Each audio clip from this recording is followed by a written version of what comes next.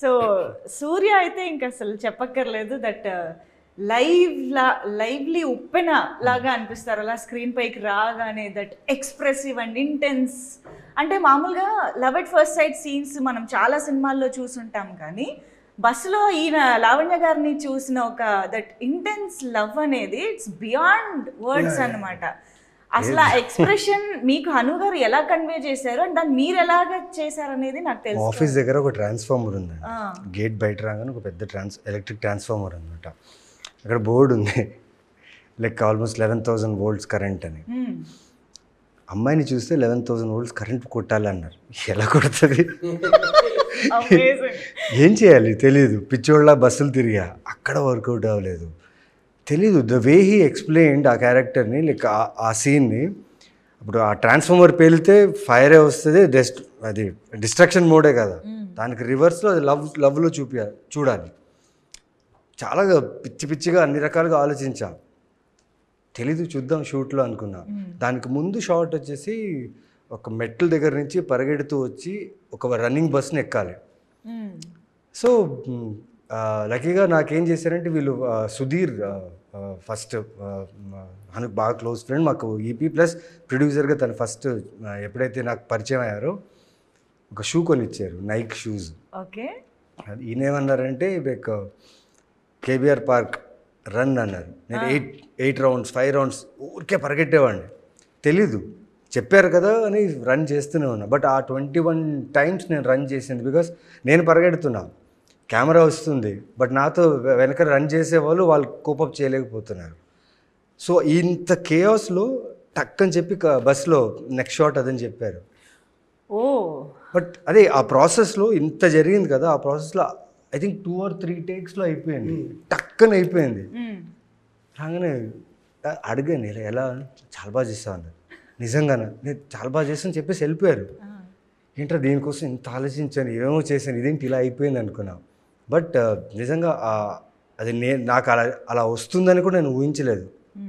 ఆ మూమెంట్లో అలా వచ్చింది. అండ్ ఆ షాట్ గురించి చాలామంది అప్రిషియేట్ చేశారు, వర్క్ గురించి. And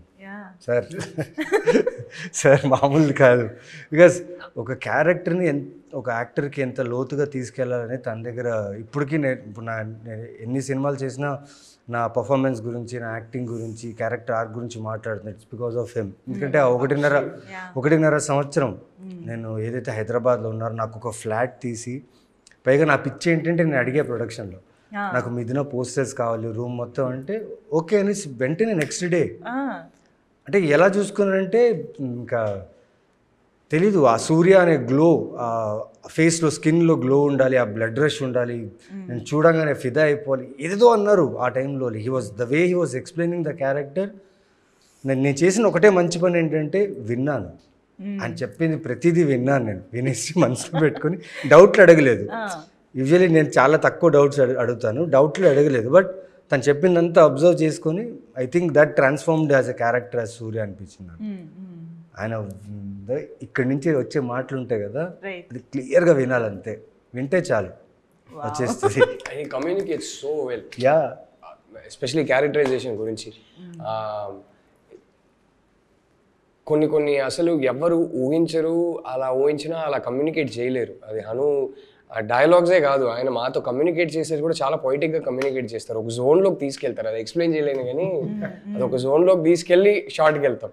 so yeah, it's fantastic that way with actors. And dialogues నాకు ముందు ఇచ్చేవాళ్ళు కాదు, ఎందుకంటే లైక్ ఈ సూర్య అనే క్యారెక్టర్ ఒకలా బిహేవ్ చేయాలి.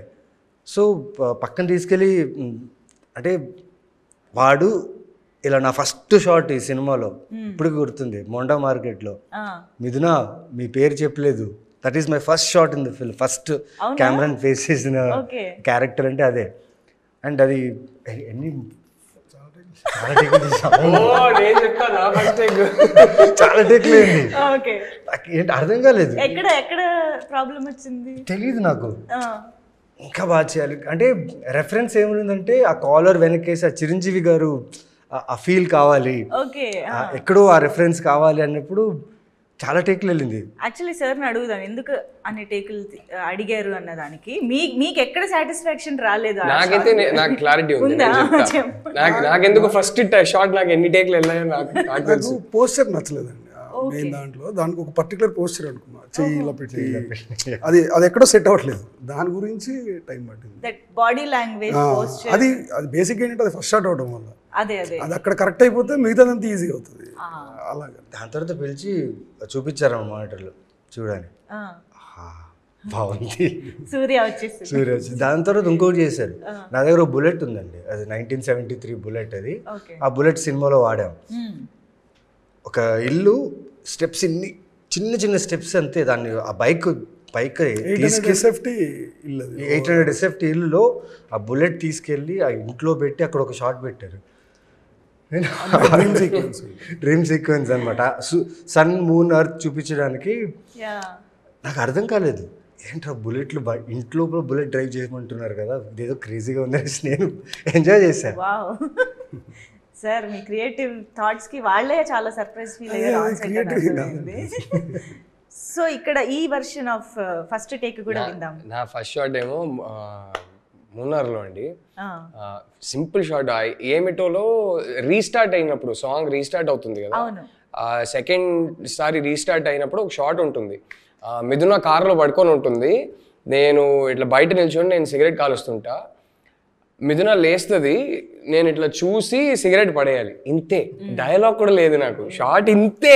ఒకసారి వెనక్కి తిరిగి చూసి సిగరెట్ పడేయాలి. 20 takes, 25 takes, 26 takes వెళ్తా ఉంది. మనిషి తిట్టరు, యాక్టర్స్ని అసలు తిట్టరు.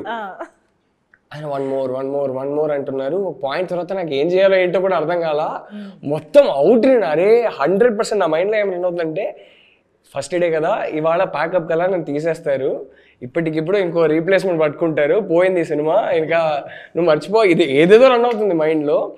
ఒక 25 takes అయింది, లాస్ట్ టేక్ ఫైనలీ ఓకే అని చెప్పి వెళ్ళిపోయారు. ఆయన క్లియర్లీ హ్యాపీ కాదని నాకు అర్థం అవుతుంది, హ్యాపీగా చెప్పలే. లాస్ట్ ఓకే టేక్ కూడా 25 takes దాటింది.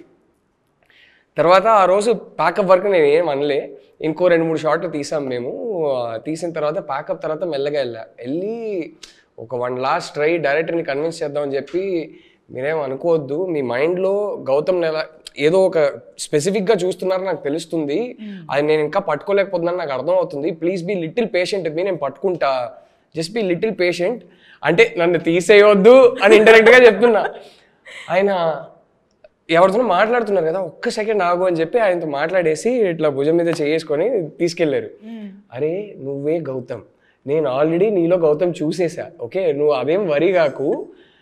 కాదు అంటే ఇన్ని టేక్లు వెళ్తున్నాయి కదా అంటే అప్పుడు చెప్పారు నాకు ఒకటి, అది నేను ఇప్పటికీ లైఫ్లో యూజ్ చేస్తాను. ఈ సైడ్ ఆ ఫస్ట్ టేక్ నేను ఎందుకు చేశానంటే, నాకు సెకండ్ థర్డ్ టేక్ను ఓకే, నేను ఎందుకు అన్ని టేక్స్ చేశానంటే, to make sure Rahul his thoughts his insecurities ఇవన్నీ కంప్లీట్లీ బయటికి వెళ్ళి గౌతమ్ ఒక్కడే మిగలాలి అక్కడ.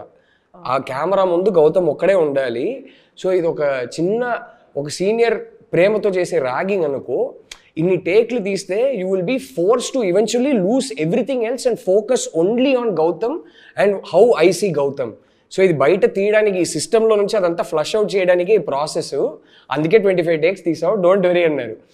అవునా అంతేనా, ఓకే. అప్పుడు కాన్ఫిడెన్స్ వచ్చింది. And it help me, it just gave me a perspective. ఓహో this is how much I need to forget my thoughts, my insecurities, everything when I'm doing a short అనేది కెరియర్లో ఆ రోజు నుంచి ఇప్పటి వరకు యూజ్ చేస్తున్నా. Because no other director told me this.